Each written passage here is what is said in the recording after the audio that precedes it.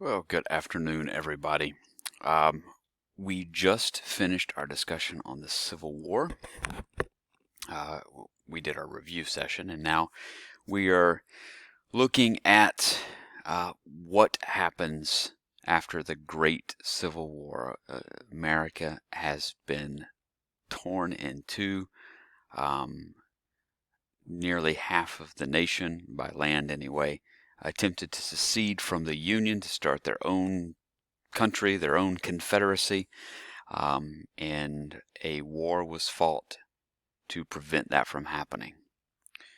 Along with that, the major issue of slavery and what to do with that institution. So what this Reconstruction unit that we're about to cover is going to do is going to kind of cover all of those issues. How does the United States reconstruct? How does it rebuild? How does it repair the damage that was left in the wake of the Civil War? And how does it recover from that schism? Okay, so we kind of need to. The Civil War period is going to kind of overlap a little bit with the Reconstruction period because we're going to start with 1863, even though that's still in the middle of the Civil War. Because Lincoln started drafting a plan for Reconstruction. He had the foresight enough to see that this war's not going to last forever. It can't last forever. So what are we going to do to rebuild after the war is over? And so he had a plan in place that he was working on. And that's kind of where we'll start.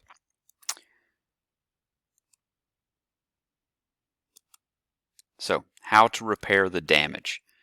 The casualties of the Civil War were over 650 from 10,455 engagements, naval clashes, accidents, suicides, sicknesses, murders, and executions. 650,000, and all of them were Americans. And we talked about in our discussion on the Civil War that this was the greatest number of casualties from any American conflict. And if you take all of the other American conflicts that the United States was involved with, if you take all of those and you add them up, combine them, the Civil War saw the loss of more American lives than all of those other conflicts combined. So, it wasn't just the loss of lives, there was other structural damage as well. The U.S. government spent an estimated $6.2 billion by 1879. This is part of the War and Reconstruction. The Confederacy spent perhaps $2.1 billion. And this is in terms of their money then. So this is a lot of money in today's terms. Physical devastation. So you have people who lost their lives. You had economic devastation. You have physical devastation, burned or plundered homes, pillaged countryside, untold losses in crops and animals, ruined buildings and bridges, destroyed railroads, and neglected roads. Okay. And this is burnt Richmond. Okay, Richmond, Virginia, remember, was the capital of the Confederacy. Locomotive ruins in Petersburg and Richmond, those are in Virginia. Lincoln's processional. Okay, once the war is over, he has a processional. Now we know that didn't last very long. It was no more than 5 days, because 5 days after the surrender at Appomattox Courthouse, at the Ford Theater, 5 days later, Lincoln is assassinated. Some more pictures of the devastation across the South.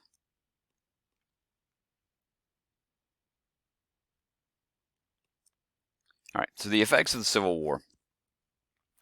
The South, the seceded South, is now absorbed back into the Union, creating a single unified country. It is now the United States of America again, okay? Trying to return to normalcy. The abolition of slavery comes with the 13th Amendment. Now, that's not till later on. This comes about December 6th, 1865.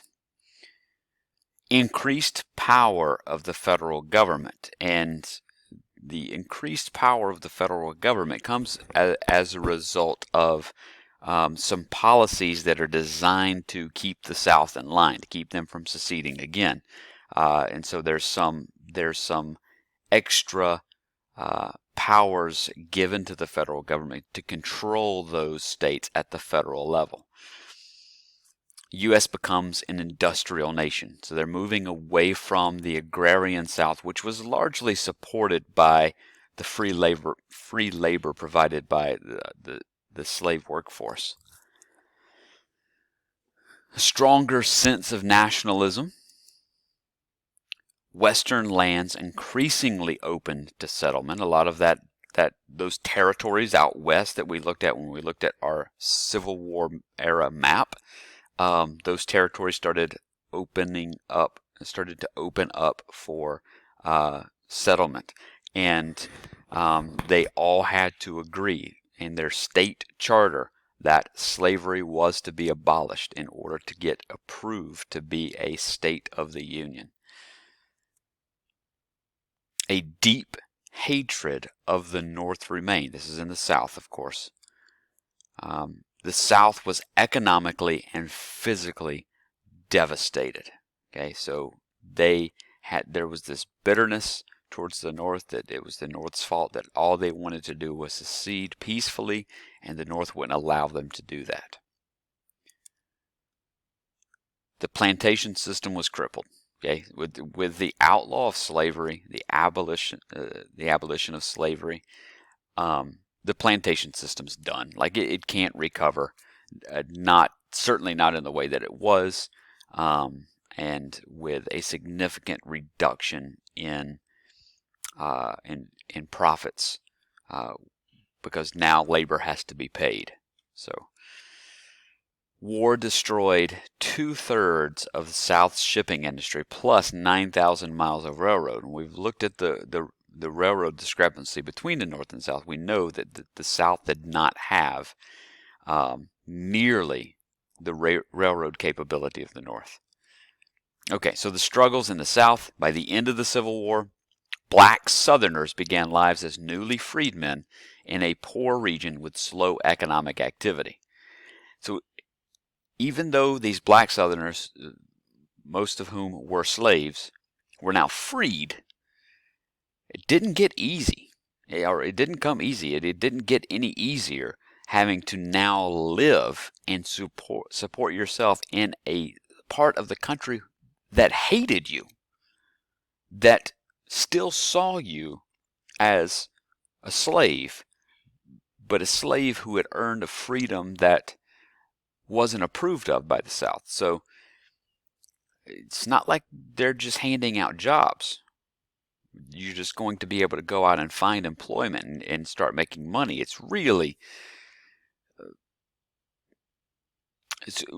bad times, hard times on these former slaves. Plantation owners lost slave labor worth approximately $3 billion. And poor white Southerners, now, they had a difficult time before finding jobs. Now, with the market flooded with former slaves also looking for jobs, there's increased job competition. And one of the things that, I don't know that I mentioned it to you in the last lecture, with regards to a lot of these slaves, they took the opportunity while they were enslaved to develop skills, okay, that they could use to keep themselves attached to the plantation where they were, so they wouldn't get sold. If they increased their value too, like if they learn how to blacksmith, or they learn how to different farming techniques and things like that, that kind of made themselves indispensable. They could stay at that plantation with their family and they wouldn't get separated. But this also pays off now that they're free, because now they can utilize those skills to earn a living wage. Okay, and some of these poor white Southerners, they didn't have those same skills. They never developed those skills, and now they're having to compete for some of the low-level jobs against the former slaves. All right, so now you got to come up with a plan. You don't just jump into the period following a war like this, a civil war, and go into it without a plan. There has to be a plan for Reconstruction, how you're going to rebuild the nation. Okay, and so a few different entities put forward plans in order to reconstruct. Okay, so these are the key questions that would have to be answered following the Civil War. Okay, so now that the Union won the war, what issues are they going to be faced with? Here are the key questions that have to be answered in order to rebuild as a nation. Key questions. Number one, how do we bring the South back into the Union? Okay. How do we, do we pardon everyone? Do we punish everyone? To what degree do we pardon or punish those who were responsible for the secession in the first place? Okay. How are we going to answer that question? Okay. Number two, how do we rebuild the South? And all of the devastation that we just looked at, okay? We looked at the loss of lives, number one, families destroyed because, fathers or sons are killed during the war, during battles. How do those families survive? But not just the loss of lives, but economically, how do we rebuild the South? And all of the infrastructure, the railroads, all this. How do we fund those rebuildings? Okay. Number three, how do we integrate and protect newly emancipated black freedmen? And this is a huge question, because now there are a lot of people who are now free, who did not have freedom before, who could not just go and find jobs and find employment. They were tied to the plantation. So how are these people, these new people, how are they going to be integrated into society? And number four, what branch of government should control the process of Reconstruction? Is it legislative? Is it executive? Or is it judicial? Okay, and how are we going to decide, and why are we going to decide for that branch? So you're going to have to answer these four questions. All right. So, Reconstruction. Here we go.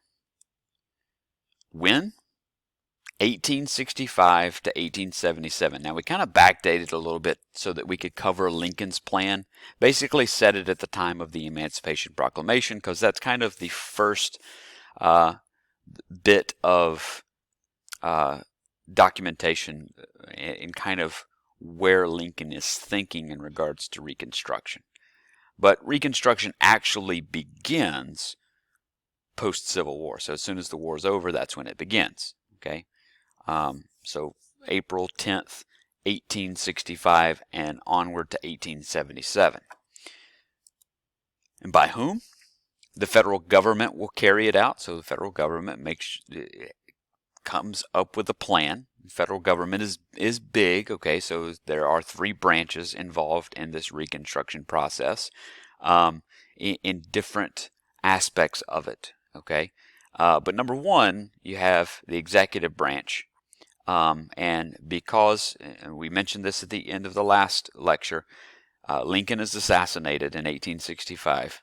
Okay, we have the remnants of his plan that he kind of put forth before the end of the Civil War. and then we have his successor. Okay, his vice president at the time, Andrew Johnson, is going to take over, and he's now going to put forth his plan for Reconstruction. But then you also have the legislative branch. Okay, you have Congress, and they're going to put together a plan as well, and they're actually going to shoot down both Lincoln and Johnson's plan, saying that it is not the executive branch's point and purpose to oversee the Reconstruction process, but it is the legislative duty of Congress to do so. So the purpose of Reconstruction is to create a plan that would repair the damage to the South and restore the Southern states to the Union. All right, so this is how Lincoln tries to answer the questions. Number 1, 1863, he issues the Proclamation of Amnesty and Reconstruction. There you go. That's 1863. The war's not over, but this is what he issues. He outlined his plan on reunion. The plan was called the 10% Plan. Amnesty, your vocabulary term here, means to pardon. His 10% Plan. In order for a state that seceded to be readmitted into the Union, they had to apply for readmission into the Union. Confederate governments had to disband. So there could not be any more Confederacy talk. That's gone away with. Okay, got to do away with the Confederacy talk, and in doing so, you also have to disband your Confederate government. A pardon would be issued to any Confederate who would take an oath of loyalty to the United States, the Union, and accept the federal policy on slavery, which is that it will be abolished. Okay? Pardons denied to high-ranking Confederate officers and government officials. Pardons denied to Southerners who had killed African-American war prisoners. So other than that, so those are the people who are not pardoned, but anyone who takes an oath of loyalty is pardoned. Once 10% of 1860 eligible voters are pardoned, states would then, once 10% of those eligible voters are pardoned, states would then hold a constitutional convention for the purpose of creating a new state constitution, which would have to conform to the Constitution of the United States. That constitution, later on in 1865, we're going to see that Constitution is going to include the 13th Amendment, which abolishes slavery. They're going to then hold elections and resume full participation in the Union. Okay? Now, we talked about the 1860 election. What we didn't talk about was the 1864 election, which saw Lincoln win again, but things were in doubt for Lincoln in 1864. Things were in doubt for Lincoln because the war wasn't going so well. The Union wasn't winning. They were digging themselves further into debt. The Confederacy was winning battles.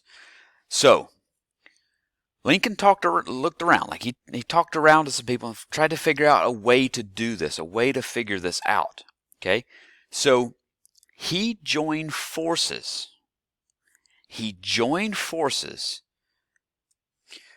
So with Johnson as his running mate, but originally, like we talked about before, in 1860, Lincoln was the Republican candidate, but this time, fearing defeat because of how poorly the war was going, he actually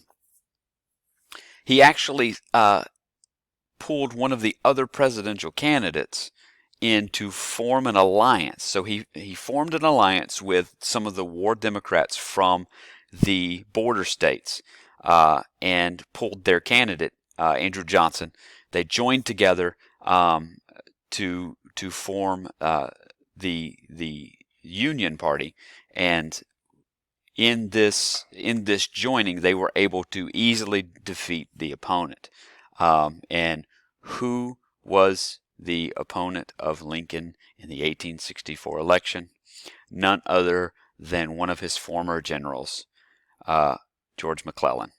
Okay, so McClellan still not happy with Lincoln, who was actually, now McClellan, remember, McClellan was a Union general, but he was elected as the Democrat representative and got the majority of the Southern votes. Okay, so that was the 1864 election, and Lincoln was reelected easily. It wasn't as difficult, and mostly the reason he was reelected so easily was because of joining forces with Andrew Johnson and winning some of those states that would have voted for Johnson. So he becomes president again, 1864. He's reelected as president, and comes up with this plan, and this is his 10% plan. No former leaders of the Confederacy or high-ranking officers could be a part of this new government. So no former leaders of Confederacy or high-ranking officers could be a part of the new government. Once readmitted, Lincoln would protect their property, not their slaves. Again, slaves aren't considered property, so it's, they have been freed. Now, they've yet to be granted citizenship or voting rights, but they are freed, okay, which is only kind of part of the battle. So Lincoln's plan was forgiving. In his second inaugural address, March 1865, he said the following: "With malice toward none, with charity for all, let us strive on to finish the work we are in, to do all which may achieve and cherish a just and lasting peace among ourselves and with all nations." So, was his plan a success? 1864, 3 states under the Union occupation set up governments under the plan. Okay, these were Confederate states that were under Union control and decided to go ahead and kind of test the waters, get their foot into the door, and try for Reconstruction under Lincoln's 10% plan. These were Louisiana, Arkansas, and Tennessee. Remember, Louisiana and Arkansas kind of came under Union control with the fall of Vicksburg, the Battle of Vicksburg. Grant takes Vicksburg, controls the Mississippi. Tennessee comes under occupation at the start of Sherman's march to Savannah, okay, through Georgia. Representatives were chosen for Congress, so these states were readmitted. Okay, they took the amnesty oaths. They were readmitted to the Union. They selected their representatives, and they were going to send them to Congress. And what did Congress do? Congress rejected them. Did not believe that Lincoln's plan was what was needed for Reconstruction. Didn't like it, so they rejected them. If readmitted under Lincoln's plan, so for the other states, if readmitted under Lincoln's plan, then that state would not get representation in Congress. And we all know how important it is to have representation. Okay, that's important. Lincoln was assassinated before a plan was agreed upon. He wasn't able to get something agreed upon with Congress. Okay. Those who were the most unhappy with Lincoln's plan became known as the Radical Republicans. Lincoln was too lenient on the South, and the South needed to be punished. That's what they thought. They saw it as a threat to their congressional authority that the executive branch, that the president, the head of the executive branch, is creating plans for Reconstruction. This is a legislative matter, not an executive matter. So it's Congress's job to make the laws, not the president's. Lincoln, and this is according to the Radical Republicans, Lincoln should confine himself to his executive duties to obey and execute, not make the laws, and leave the political reorganization to Congress. 2 of these radical Republicans, Thaddeus Stevens, Charles Sumner, Okay, Thaddeus Stevens was the leading radical in the House, and Charles Sumner was the leading radical in the Senate. They created the following plan. The Wade-Davis Bill of 1864 was actually put forth by Congressman Henry W. Davis of Maryland and Senator Benjamin Wade of Ohio. And this is their plan for Reconstruction, okay? Required the majority, okay, over 50% of numbered voters to take an ironclad oath of allegiance, swearing they had never voluntarily aided the rebellion. Okay? So let's go back to the election of 1864, because you may be confused as to why they're looking at registered voters of 1860 and who voted in that election. And that's where they're pulling their percentages from as far as those taking oaths of amnesty. So in 1864, the country's still divided. There's a civil war going on. So those in the South are not voting in the Union election. Okay, those states in the South are not voting. Only the states that are a part of the Union are voting. Okay, so the Southern states didn't have a vote in 1864, so you can't go back and look at those voters because they didn't vote in the election. The last time that the Southerners voted in a United States election was in 1860, so they're pulling those voters. Okay, and the Wade-Davis bill needed 50% of voters to take an ironclad oath of allegiance, swearing they had never voluntarily aided the rebellion. So you're going to, basically, there are going to be a lot of people who are going to have to lie. Otherwise, you won't make that 50%. It's a difficult threshold to attain. Required a state constitutional convention. Now, Lincoln did the same thing. You got to have a convention for your state to draft a new constitution. Banned former Confederates from holding public office. Okay? Not just generals, but anyone who participated in the Confederacy. Again, it's going to be a difficult one to uphold.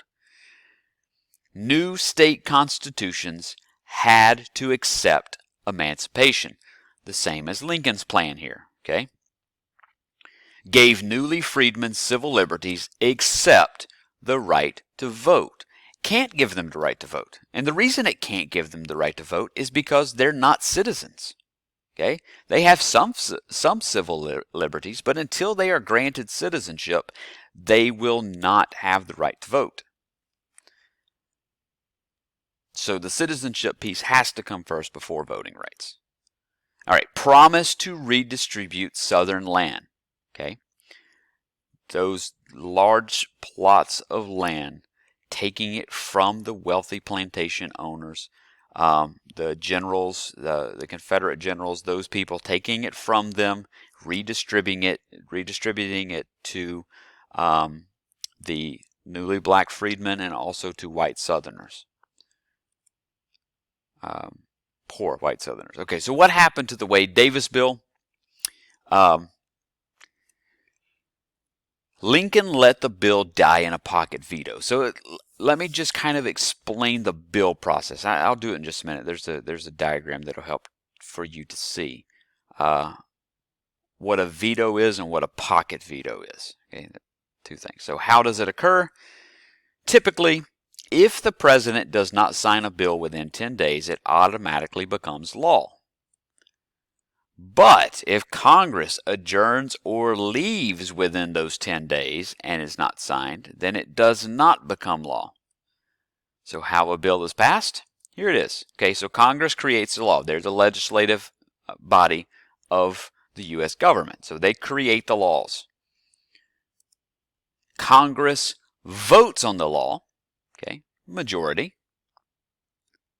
They get a majority vote. It goes to the United States for him to approve or reject. Okay? If he approves it, he says yes, well, then that bill becomes law.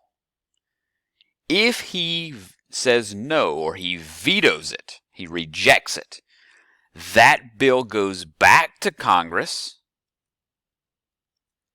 and it requires a 2/3 vote to override the veto. And if it overrides the veto, then it becomes into law. It doesn't go back to the president, okay? But there's a third option. He can say yes, he can approve it, it goes into law, just automatically, doesn't have to go back to Congress. If he says no, if he vetoes it, it goes back to Congress for a 2/3 vote override. Or the third option is he does nothing. That bill sits right there on his desk and he does nothing. Now, after 10 days, if he continues to do nothing and Congress stays in session, then that bill becomes law. But if Congress adjourns anytime during those 10 days, then the bill is null and void. It's done away with. Okay? This is called a pocket veto. All right? President ignores 10 days, Congress goes into recess, bill dies. Okay? So, why do this? Why not just reject it? Okay? Well, this is why. Because if the president rejects it, it goes back to Congress and they can still pass the bill. He doesn't want it passed. He wants it done away with. He wants it to die. So he takes a risk and he just does nothing with it. They go into recess, it dies. Okay? So little